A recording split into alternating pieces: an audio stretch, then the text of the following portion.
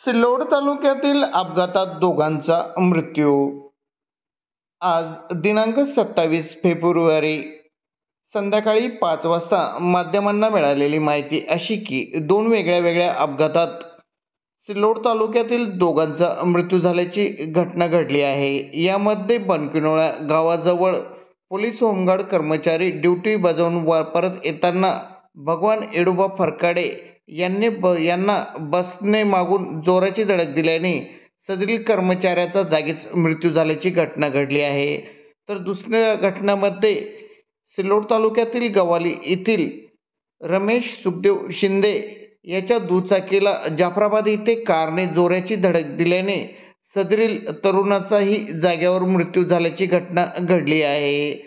सदरील दोन्ही घटनेची नोंद ओढत बाजार पोलिसांनी घेतली असून सहाय्यक पोलीस निरीक्षक सुनील इंगळे यांच्या मार्गदर्शनाखाली ओढत बाजार पोलीस दोन्ही घटनेचा तपास करीत आहे, अशी माहिती माध्यमांना देण्यात आली आहे.